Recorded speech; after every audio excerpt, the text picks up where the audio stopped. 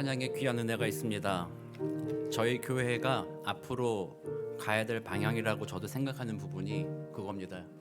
약할 때 강함 대신에 복음은 그겁니다. 강한 자들 모여서 강한 곳 이루는 곳이 아닙니다. 약할 때 강함을 이루는 것입니다. 여러분들의 약함, 여러분들의 상처 자유롭게 내놓을 수 있는 교회 되기 원합니다. 목사로서 저도 저의 약함을 잘 알고 있습니다.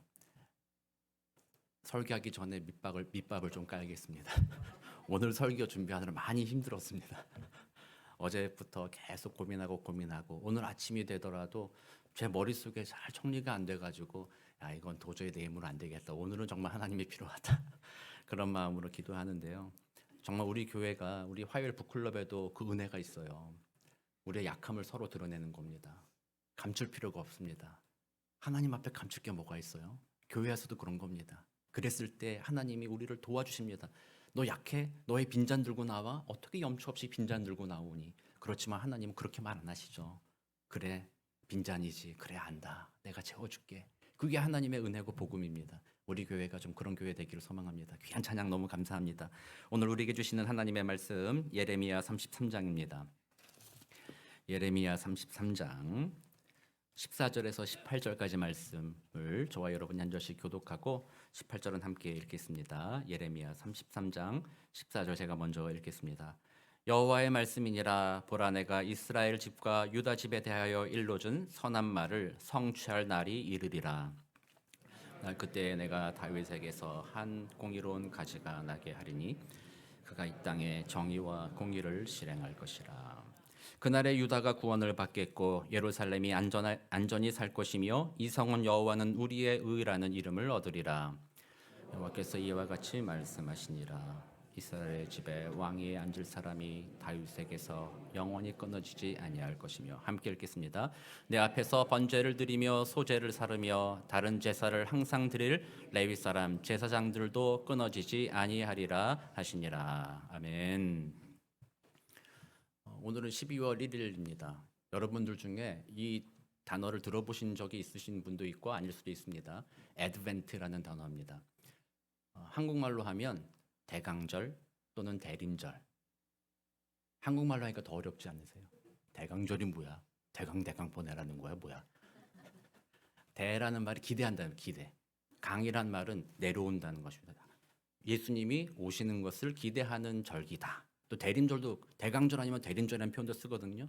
림자도 임재한다. 그러니까 예수님이 임재하는 것을 기대하는 절기다라고 말해요. 그래서 영어로는 애드벤트라고 얘기합니다. 그래서 성탄절 기준으로 그 앞에 4주 동안을 대강절 기간이다라고 이렇게 이야기해요. 그래서 4주 동안 우리들이 예수님이 이 땅에 오신 의미를 생각해 보면서 이미 예수님이 오셨던 것을 우리가 알고 있기 때문에 예수님이 이 땅에 오셨어야 될 이유 그걸 생각해 보면서 예수님께서 우리의 죄를 속하시려고 오셨기 때문에 우리의 죄를 회개하면서 또다시 그 예수님이 다시 오실 것이라는 재림의 소망을 마음에 품으면서 경건하게 보내자 하는 것이 대림절입니다.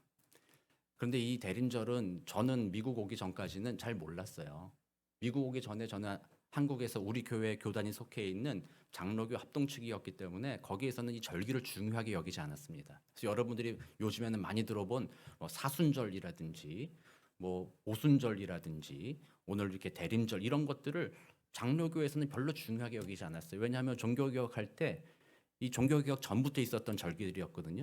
오직 성경이라고 말하면서 아니 성경에서도 언급하지 않는 절기들을 왜 교회 전통에서 이렇게 하느냐. 그러므로 우리 개혁가들은 그렇게 따라가지 않겠다라고 얘기했어요. 그래서 루터파라든지 성공회라든지 약간 카톨릭에서 아주 크게 벗어나지 않되 그러나 복음을 주장하는 개혁파들은 이 대강절에 대한 것을 지켜왔고 저희가 속해 있는 장로교단 같은 경우는 더 이상 카톨릭적인 전통을 따르지 않겠다. 완전한 단절을 이루겠다. 그래서 오직 성경이므로 절기가 중요한 게 아니라 말씀이 중요하다. 그래서 예배 드릴 때도 예전이나 형식이 중요한 것이 아니라 예배의 핵심은 강단에서 선포되어지는 설교 말씀이다. 그래서 우리 장로교회는 이 말씀 중심으로 되어 있었어요. 그러다 보니까 이 대강절이나 이런 절기들을 잘 지키지 않았어요. 근데 요즘에는 근데 장로 교회들에서도 이런 이야기들을 많이 듣습니다. 미국 교단 중에 대표적인 개혁주의 교단이라고 하는 크리스천 리포먼드 처치에서도 이 애드벤트라는 단어를 쓰면서 1, 2, 3, 4주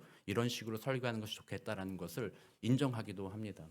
그래서 그 내용을 보면 사실은 우리가 형식적으로는 따라가지 않지만 그 의미는 우리에게 도전을 준다는 거예요. 그래서 애드벤트를 완전히 따라가려면 이렇게 해야 돼요. 오늘 촛불을 켜놨어야 돼요. 그래서 첫째 주 애드벤트 대강절 첫째 주는요, 촛불을 켜고 보라색 촛불을 켭니다. 그리고 둘째 주에는 연보라색, 그리고 셋째 주에는 분홍색, 그리고 마지막 넷째 주에는 흰색 촛불을 켭니다. 그래서 우리의 붉은 죄가 점점 그리스도의 오심으로 말미암아 씻어지기 시작하고 마지막 예수님 오신 그 순간에는 예수로 말미암아 우리의 죄가 다 씻겼다라는 빛으로 오신 예수님을 본다라는 의미로 흰색 촛불을 켜기도 합니다. 좀 이렇게 그렇게 돼 있으면 우리 마음이 조금 이렇게 뭔가 숙연해지기도 하고 좀 도전받기도 하고 그런 것이 좀 있겠죠. 그러나 우리 장로교다 보니까 뭐 굳이 그렇게까지는 따라하지는 않습니다만, 그러나 이 대강절의 의미를 생각해 보면서 지나가는 것은 나쁘진 않다라고 생각이 들어요. 제가 전에 한번 설교하면서 말씀드렸던 것 같은데, 전통이라는 것을 무조건 무시할 필요는 없다라는 거죠. 전통 중에서 그 의미와 뜻이 좋은 것이 있다면 계속해서 지켜나가는 것도 나쁘지 않다, 이렇게 보았을 때 비록 우리가 장로교이고 말씀 중심이라고 하지만 대강절이라는 이 시기를 생각해 보면서 12월 한 달 동안 예수님이 이 땅에 오신 이유와 또 다시 오실 그 소망으로 내가 한번 마음을 경건하게 살아보겠다, 그 마음을 갖는 것은 참 중요한 일이죠. 엊그저께 블랙 프라이데이로 시작을 해서 내일은 무슨 날이에요? 사이버 먼데이 시작을 해서 12월 25일 성탄절에 이르기까지 사람들의 마음은 상당히 들떠 있죠. 선물 사고 뭐도 사고 뭐 이런 세상적인 일들로 많이 들떠 있는 이 시기에 우리들의 관심은 그것이 아니라 성탄절의 진정한 의미인 예수 그리스도가 이 땅에 오신 의미를 생각해 보며 내가 그 소망으로 살아가겠다라고 마음을 중심을 주님께로 돌리는 것을 의미 삼아서 이 절기를 지키는 것은 그렇게 크게 나쁘지는 않다라는 생각입니다. 그래서 우리 교회도 이번 한 달 제가 4주 동안 이 절기에 따라서 정해진 본문을 가지고 여러분들과 좀 은혜를 나누려고 합니다. 그래서 오늘 애드벤트 대강절 첫 번째 주일인데 예레미야서에 나온 이 예언의 말씀으로서 예수님의 오심과 또 우리에게 주어지는 소망이 무엇인지 한번 생각해보는 그런 시간을 좀 가져보려고 해요. 예레미야란 인물의 별명이 뭡니까? 혹시 알고 계세요? 무슨 선지자? 눈물의 선지자다, 이렇게 이야기합니다. 왜 눈물의 선지자예요? 슬픈 일을 참 많이 당했어요. 그 이스라엘 백성들조차도 어려운 일을 많이 당했을 뿐만 아니라 이 예레미야는 이스라엘 백성들에게조차도 자신은 어려움을 많이 당했던 사람입니다. 그래서 인생이 고달팠어요. 그리고 그렇게 된 모든 것들이 하나님의 뜻에서 벗어난 이스라엘 민족들의 그 죄악으로 말미암아 당하게 된 것이고, 그 죄의 결과로 말미암아 하나님의 백성된 이스라엘 백성들이 심판받는 것에 대해서 마음 아파했었던 사람이죠. 그래서 예레미야서의 내용은 처음부터 대부분의 내용은 심판에 대한 내용입니다. 너희들이 하나님의 택함을 받아서 너희들의 목적은 하나님을 섬기며 그 하나님을 열방 중에 증거하는 것이 너희들의 목적이었다. 그러나 이스라엘 백성들은 그렇게 생각하지 않았다라는 거죠. 이스라엘 사람들은 하나님은 우리 하나님이다라고만 생각했고, 그를 부르신 목적이 우리를 잘 살게 하기 위한 것이다라고 오해한 거예요. 오늘날 신앙생활하는 우리들도 하나님에 대해서 그렇게 오해할 수 있어요. 하나님이 나를 택하신 이유는 내가 잘 살게 하기 위해서 하나님이 날 부르셨다라고 오해하면 안 된다는 거예요. 그렇게 오해했기 때문에 하나님의 뜻은 뭐예요? 그를 부르신 다음 그들에게 복을 주시고, 그러면서 이스라엘 백성들로 하여금 열방 다른 민족들에게 하나님을 보여주라고 했어요. 하나님을 섬기는 것이 복이 된다. 이방 민족들 너희들도 우리와 같이 여호와 하나님을 섬기자. 그들을 하나님께로 인도해 오라는 그런 사명을 받아서 부르심을 받은 족속이었는데, 오해해가지고 그저 우리 잘 살게 하시는 분이라는 생각만 가지고 있다 보니까 인생을 살아가다 보니, 시간이 지나가다 보니 정착해서 살아가는데 우리들의 삶이 좋아지는 것 같지 않으므로 하나님이 우리를 위하신다고 그랬는데 하나님의 힘이 좀 부족한 것 같아. 하나님은 성전 안에 머물러 계십시오. 그들이 그렇게 성전에서 주님 앞에 예배는 하지만 일상의 삶에서 우리를 잘 살게 하는 것은 저 옆에 있는 이방 민족이 섬기던 저 바알신, 저 아사라신, 저 거짓된 신들이 우리를 잘 살게 하는구나. 그래서 그들은 그 신들을 자신들의 신으로 모셔드리기 시작한 거예요. 처음 출발부터 하나님의 의도를 잘못 알았다 보니까 삶을 살아가면서 하나님 앞에 바르게 경배하지 못했고 오히려 이방의 우상신들을 자기들의 삶에 들여다 놓는 어리석은 결과를 만들어내 버린 것이죠. 그러니까 우리들도 그렇게 생각할 수 있어요. 여러분들도 하나님이 우리들을 잘 살게 하기 위해서 우리를 택했어라고만 생각한다면 내 인생이 잘 안 풀리고 그러면 하나님은 뒤로 밀어놓는다는 거죠. 그리고 세상의 돈의 신, 권력의 신, 세상의 신들을 들여놓는 그런 어리석은 모습으로 살아갈 수 있는 것, 그 우리들이에요. 우리 출발점을 잘 생각해야 돼요. 그런 이스라엘 백성들에게 예레미야가 한탄하면서 예언하는 것입니다. 예레미야뿐만 아니라 이사야와 모든 선지자들이 한탄하면서 얘기하는 것입니다. 단지 그들을 막 미워가지고 너희들은 벌받을 족속이야. 그럴 줄 알았어. 싸다 싸. 너희들은 망할 거야. 이런 마음으로 그들에게 저주를 퍼붓는 것이 아니라 당신들은 하나님의 명령에 따라서 택하심에 합당하게 섬기며 하나님을 높여드려야 될 사람들인데 그렇게 하지 못하고 잘못된 길을 가고 있으니 얼마나 안타깝습니까? 하나님께서는 여러분들의 그 연약함, 그 죄악됨에 대해서 하나님의 공의가 용서하지 않는 것입니다. 그러므로 참으로 마음이 아프니 제가 우리들이 이런 설교, 이런 선지서의 말을 들을 때 마음을 돌이키십시오. 이런 마음으로 이 선지서의 이야기들을 들려주고 있는 것입니다. 그 선지서의 전체적인 내용은 우리는 소망이 없구나를 깨닫게 하는 것이었어요. 이 선지서 예레미야서 뒤에 보면요, 남유다 이스라엘 백성들의 심판만 나오지 않습니다. 선지서들의 대부분을 보면 이스라엘의 심판은 결국에는 이방 민족의 심판까지도 다 연결이 되어 있습니다. 하나님이 택하신 백성조차도 하나님을 섬기지 못하기 때문에 하나님의 공의로운 심판 아래 있다면 하나님을 섬기지 않는 이방 민족들은 더 하나님의 심판 아래 더 있지 않겠습니까? 그러므로 이 예레미야서를 비롯한 선지서들의 모든 내용은 로마서 3장에 나오던 바울이 고백했던 것처럼 모든 사람이 죄를 범하였음에 하나님의 영광에 이르지 못하던 일을 선포하는 것입니다. 단지 이 모든 내용들을 그 사람들을 당신을 정죄합니다. 당신은 심판받아 마땅합니다라는 그들에게는 악한 마음, 저주를 퍼붓고자 하는 마음이 아니라 어떻게 보면 하나님의 사랑의 표현으로서 당신들로서는 구원에 이를 수 없습니다. 하나님의 공의 아래에서 당신들이 하나님의 뜻에 합당하게 순종하지 못함으로 당신들은 모두 다 저주받은 인생일 뿐입니다라는 것을 선포하는 것. 그것이 어떻게 보면 이 선지서들이 하는 역할이다라고 말할 수가 있는 거예요. 그런 방식으로 본다면 오늘 우리들의 삶을 돌아보면 제가 아까 말씀드린 대로 하나님을 우리는 어떻게 대하고 있는가 생각해 본다면 하나님 앞에 죄인이라고 한다면 우리도 심판과 저주 아래 있을 수밖에 없는 존재이다 라는 것을 우리는 고백하는 것입니다. 이게 정직한 겁니다. 아까 우리 약할 때 강함되는데 제가 약함에 말할 때 바로 그겁니다. 여러분들은 하나님 앞에서 내가 죄인입니다라는 그 약함을 고백하는 자들이 되는 것이죠. 이런 말씀을 들으면서 내가 왜 그랬지? 나는 원래 의로운 사람인데 내가 왜 죄를 지었지? 죄를 그만 짓고 이제 좀 의롭게 살아보자. 한번 해보자. 이런 마음을 먹는 것이 아니라 하나님 앞에 그렇습니다. 내가 죄인입니다. 라는 고백을 하는 것. 이것이 첫 번째라는 거예요. 그래서 이 선지서의 모든 권면의 말은 바로 그 말입니다. 당신의 실존을 아십시오. 당신에겐 소망이 없다는 것을 아십시오라고 말하는 거예요. 이거 너무나도 중요한 이야기입니다. 오늘날의 메시지는 뭐라고 되어 있어요? 여러분들에게 세상에 던지는 메시지는 뭐예요? 당신에게 소망이 있습니다잖아요. 당신은 잠재력이 있습니다. 당신이 조금만 열심히 하면 당신은 구원에 이룰 수 있습니다. 조금만 열심히 하면 하나님 마음에 합한 자가 될 수 있으니 조금 더 교회 출석 잘하십시오.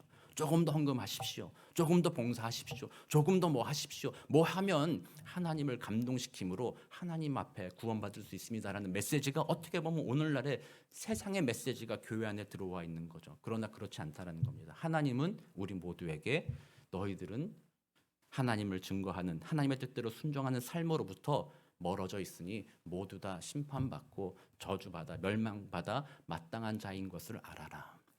그럴 때 그 약한 자들, 그 눈물 흘리는 자들에게 오늘 바로 이 30장부터 33장까지 이어지는 짧은 구절이지만 하나님의 위로의 말씀이 담겨 있는 것입니다. 그러나 이 그러나입니다. 너희들은 심판받지만 그러나 소망이 있다. 어디에 소망이 있냐? 너희들이 앞으로 잘할 거니까 소망이 있다. 그게 아닙니다. 앞으로 뭐 일을 잘 열심히 해가지고 소망이 그게 아닙니다. 소망이 있는데 그 소망은 내가 할 것이기 때문에 소망이 있다라고 얘기하는 거예요. 하나님이 내가 구원하겠다고 얘기하는 거예요. 오늘 이 구원의 말씀들 내용을 보면 너희들은 전부 다 심판받는다. 그러니 나의 공의가 너희들 다 멸망시킬 거다. 그렇게 끝내버리면은 하나님이 어떻게 보면 감정적인 행동인 것이죠. 이스라엘 백성들을 택할 때에도 하나님은 그들의 행동을 보고 택한 것이 아니었습니다. 이스라엘 백성들을 어떻게 택했어요? 그냥 택하신 거예요. 특별히 아브라함, 특별히 야곱이 뭐 에서보다 또는 다른 민족들보다 나는 진짜 하나님을 알았어. 다른 민족들은 하나님을 모르더라고. 나는 하나님을 알았어. 나는 하나님께 경배하며 하나님께 최선을 다했어. 이런 걸 보시고 하나님이 그를 택한 것이 아니라 그냥 하나님이 모르겠습니다. 그냥 하나님의 전적인 은혜였던 거죠. 그냥 여러 민족 중에 하나였고 여러 백성 중에 살던 아브라함을 그냥 하나님이 부르신 것이잖아요. 그 야곱과 에서도 태중에서 무슨 야곱과 에서가 서로 그 안에서 둘이 싸우고 뭐 어쨌든 모르겠어요. 그러나 하나님이 그냥 야곱을 택하신 것과 같이 처음 택한 것도 하나님의 은혜의 선택이었다라는 거죠. 그러므로 다시 회복시키는 것도 마찬가지입니다. 너희들이 뭘 잘하고 열심히 하고 회복하고 뭐 해서 회복시키는 것이 아니라 내가 회복시킨다. 내가 택하였으므로 내가 하겠다라고 하나님이 말씀하시는 거예요. 그래서 우리들의 구원의 소망, 회복의 소망은 우리 자체에게 있지 않다라는 것을 우리는 고백하는 거예요. 그 소망은 누구에게 있다? 우리 하나님께만 있다. 그러므로 예배드리는 이 순간 우리들이 삶의 현장에서 고난당하고 갈등하고 정말 사는 것이 지옥과 같기도 하고 참 기쁨이 없고 소망이 없고 삶의 모습이 너무 힘들고 이런 분들 계시다면요. 어떻게 보면 그게 당연한 인생이라는 겁니다. 그게 우리 죄된 인생의 모습이라는 거죠. 많이 누리는 것 같고 많이 즐기는 것 같은데 돌아서 보면 마음에 허전함이 남아있고 나는 누군가 마음의 아픔이 남아있고 상처가 남아있고 그렇게 살아가는 것이 인생입니다. 사람으로서는 거기서 벗어날 수가 없다라는 거죠. 그런 우리들에게 한 줄기 빛과 같이 하나님이 예레미야의 입을 통해서 하시는 말씀이 그겁니다. 너를 믿지 말고 나를 믿어라. 내가 너희를 회복할 거다. 내가 일할 것이다. 그러니 너희들 자신의 상황과 환경을, 너희들의 재능을, 너희들의 마음의 성품 모든 것을 의지하지 말고 나를 보라. 내가 고친다. 이게 오늘 예레미야를 통해서 약속해 준 거예요. 얼마나 은혜롭습니까? 그 이스라엘 백성들이 지금 이 예레미야 이 시절이 얼마나 힘든 시절인지 몰라요. 이방 민족들에게 압제당하고 아수르가 지금 멸망하고 나니까 바벨론이 올라서고 애국과 바벨론의 경쟁 관계 속에서 여기 붙어야 되나 저기 붙어야 되나 정말 두렵고 떨리는 순간을 살아가고 있고 그럼으로써 우리 망하겠구나 심판의 이야기들이 막 나오고 있지만 예레미야 입을 통하여서 그럼에도 불구하고 너희들이 잘나지 못했음에도 불구하고 여전히 죄 가운데 있다 할지라도 내가 너희를 선택했으므로 내가 이제 너희를 구원하리라. 내가 일할 것이다 라고 약속해 주신 것입니다. 이것이 하나님의 은혜인 것이죠. 그래서 여러분들도 다시 한번 그 은혜를 회복하게 되길 소망합니다. 여러분들의 삶에 구원을 이루고 기쁨을 주시며 평강을 주시는 그 모든 회복은 나로부터 시작되지 않고 하나님을 믿는 믿음, 하나님으로부터 시작된다는 것을 여러분들이 진실로 믿게 되길 원하고 정말 마음 안에 이번 대강절을 보내면서 하나님 나의 믿음이 진실로 하나님을 믿고 있는지 아니면 나의 능력과 나의 재능을 믿고 있는지 돌아보게 하옵소서. 그리고 나를 십자가에 못 박고 나의 구원자 되시는 하나님을 보게 하옵소서. 그 믿음을 갖게 되시기를 주의 이름으로 축원합니다. 오늘 예레미야의 내용을 보면 하나님이 성취하신 일들과 성취하실 일에 대한 예언입니다. 첫 번째로 보면 14절에 15절에 보면 다윗에게서 한 공의로운 가시가 나게 한다라고 했습니다. 다윗에게 자녀들이 많이 있었어요. 그리고 후손들이 계속 있었잖아요. 그러나 모두가 공의로운 가지가 아니었습니다. 모두 다 불의한 가지들이었어요. 왜요? 사람들이었으니까. 사람의 아들들이었기 때문에. 모두가 자신의 죄를 가지고 태어났으며 또 살아가면서 하나님 앞에 죄를 지음으로 공의롭다고 말할 수 있는 후손이 아무도 없다라는 거예요. 그러나 하나님이 약속하십니다. 그 공의롭지 않은 후손들 가운데 딱 하나 공의로운 가지, 의로운 가지가 나게 할 거다. 그는 다른 사람들과 구별될 것이다. 그는 참으로 의롭다. 죄를 갖지 않고 태어난다. 동정녀에게서 탄생하니 인류의 마음에 심겨져 있던 원죄가 그에게 유전되지 않는다. 성령으로 태어났으니 그는 죄가 없이 태어났다. 그리고 땅을 살아가면서 성령 안에서 함께 행하니 죄를 짓지 않는다. 그러므로 다윗의 뿌리에서 오직 한 존재만이 공의로운 존재가 나타나게 될 것이다. 그가 메시아를 보낼 것이다. 약속해 주셨고 그 약속이 어떻게 이루어졌어요? 동정녀 탄생인 우리 구주 예수 그리스도의 탄생으로 이루어지게 된 겁니다. 놀랍지 않습니까? 이 예레미야의 예언은요, 남유다가 멸망할 때가 605년부터 586년 사이거든요. 그때쯤 예언한 것인데 거의 600년가량이 지난 다음 예수 그리스도께 성취된 것입니다. 그래서 오늘날 우리는 그것을 알고 있습니다. 그래서 예수님은 의로운 가지로서 죄 없이 태어나서 그 하나님의 공의와 정의를 실행하는 일들을 행하셨어요. 어떻게 정의와 공의를 실행하셨어요? 예수님께서 이 땅에서 야 정의롭게 살아라, 공의롭게 행해라, 뭐 이런 이야기, 물론 그것도 많이 가르쳐 주셨죠. 그러나 정말 예수님이 정의와 공의를 실행한 것은 뭐예요? 십자가에서 이루신 것이에요. 우리들의 죄의 값을 예수님이 대신 치러 주신 거예요. 정의를 회복한 것이죠. 원래는 우리가 그 값을 치러야 되는데 예수 그리스도가 그 값을 치러 주셨다는 거예요. 이게 600년 전에 하나님께서 메시아 예수가 앞으로 어떤 존재가 와서 어떤 일을 행할 것인지를 미리 얘기해 줬다라니까 얼마나 놀라운 이야기입니까? 하나님께서 약속하여 주신 대로 그 약속에 정확하게 의로우신 우리 주 예수 동정녀 탄생으로 성육신하여 이 땅에 오셨고, 그가 우리의 죄를 다 지어 정의를 이루시기 위하여, 또는 공의는 우리의 연약함을 돌보시기 위하여 그 일을 행하심으로 십자가에 죽으시고 부활하셨다라는 거예요. 하나님의 약속이 그렇게 성취가 되었다라는 거예요. 그래서 우리는 이걸 보면서 그렇구나, 하나님이 약속하신 대로 하나님의 뜻이 이루어지는구나.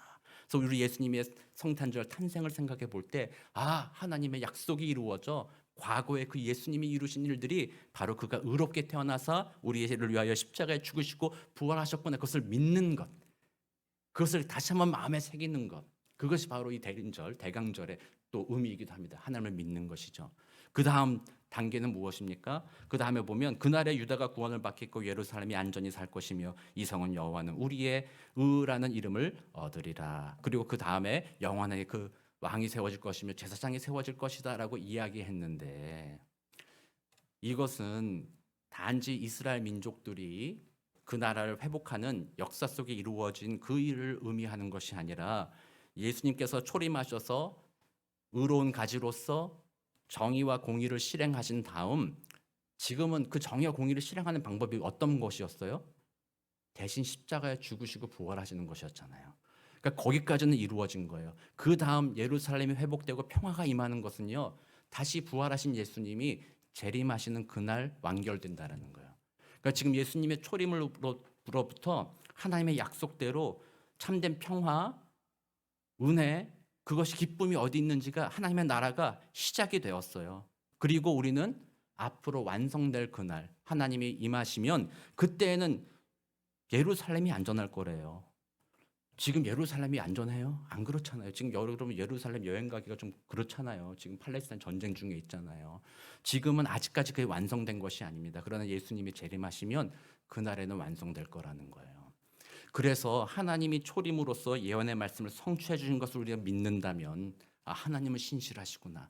그러면 이 17 앞에 15절의 말씀을 벌써 성취하셨구나. 그렇다면 그 다음 16절과 17절의 말씀도 앞으로 성취하겠구나라는 것을 고백하는 거예요. 그래서 이 예언은 그럼으로써 이중 예언인 거예요. 메시아가 올 것이고 다시 메시아가 재림함으로써 마지막 날 우리들의 모든 나라가 평안하게 될 것이다. 단지 예루살렘만 안전한 것이 아니라 그 나라가 안전하기 위하여 온 열방 중에 많은 사람들이 예수를 구주로 하는 하나님의 나라 백성이 되므로 서로 공격하고 서로 미워할 이유 없이 함께 더불어 평강을 누리는 그 나라가 임하기 때문에 예루살렘 성이 편안하게 될 것이다라고 얘기하는 거예요. 그래서 이 구절들은요, 그런 의미에서 하나님이 일하실 것을 믿어라, 하나님은 성취하신다, 그 믿음을 주시며 그 믿음 안에서 장차 일어날 일들에 대한 소망을 우리에게 주신다라는 거예요.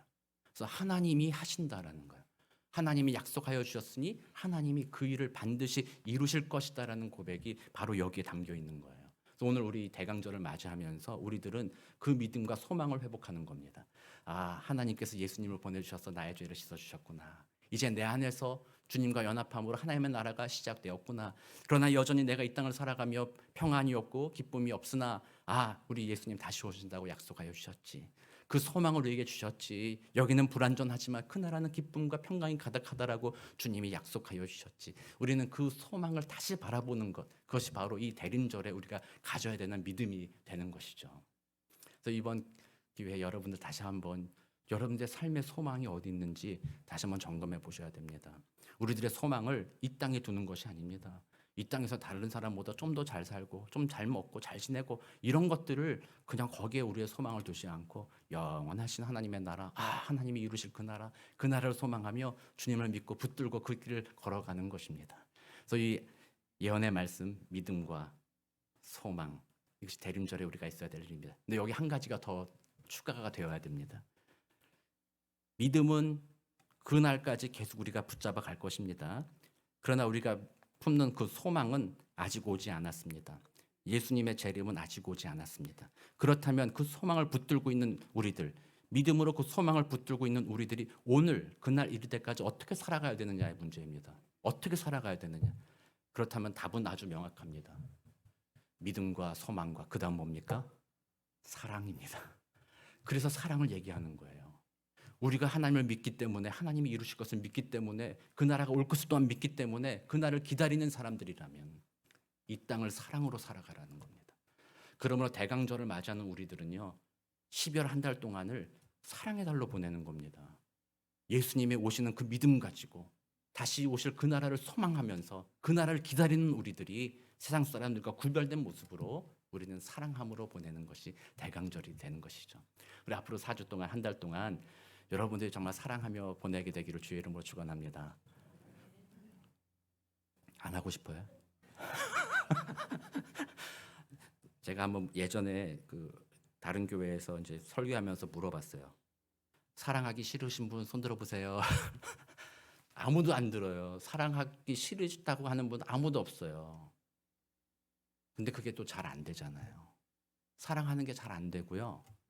사랑하는 방법을 또 잘 몰라요. 내 딴에는 사랑한다고 하지만 받는 사람은 그게 사랑이 아닐 때가 많이 있어요.